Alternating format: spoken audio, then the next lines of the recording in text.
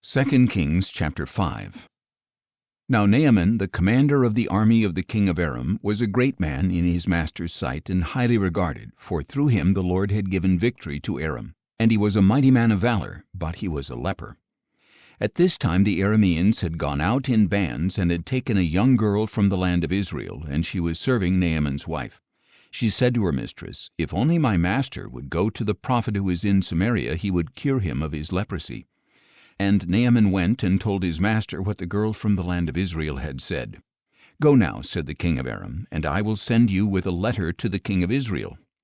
So Naaman departed, taking with him 10 talents of silver, 6,000 shekels of gold, and 10 sets of clothing.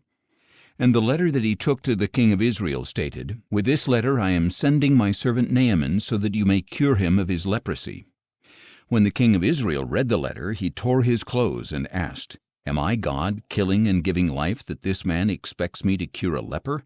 Surely you can see that he is seeking a quarrel with me." Now when Elisha the man of God heard that the king of Israel had torn his clothes, he sent a message to the king.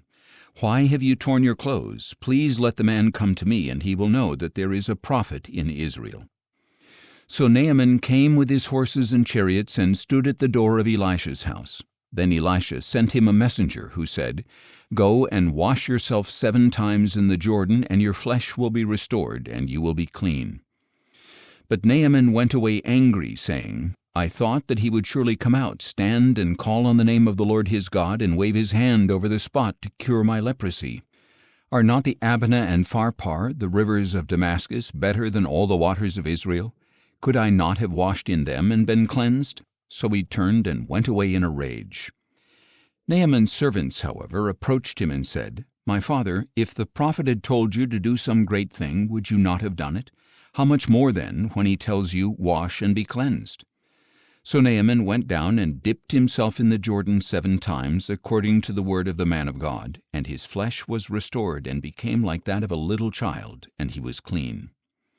Then Naaman and all his attendants went back to the man of God, stood before him, and declared, "Now I know for sure that there is no God in all the earth except in Israel, so please accept a gift from your servant."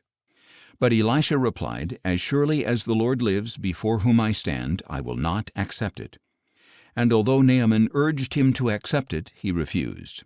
"If you will not," said Naaman, "please let me, your servant, be given as much soil as a pair of mules can carry, for your servant will never again make a burnt offering or a sacrifice to any other god but the Lord.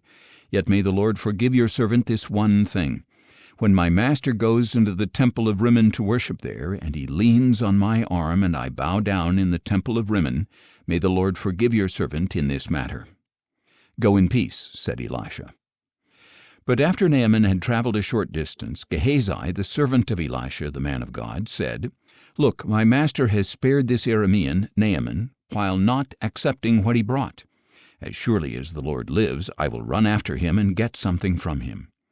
So Gehazi pursued Naaman, and when Naaman saw him running toward him, he got down from the chariot to meet him and asked, "Is everything all right?" "Everything is all right," Gehazi replied. "My master has sent me to say, I have just now discovered that 2 young men from the sons of the prophets have come to me from the hill country of Ephraim. Please give them a talent of silver and 2 sets of clothing." But Naaman insisted, "Please take 2 talents, and he urged Gehazi to accept them. Then he tied up 2 talents of silver in 2 bags, along with 2 sets of clothing, and gave them to 2 of his servants, who carried them ahead of Gehazi. When Gehazi came to the hill, he took the gifts from the servants and stored them in the house.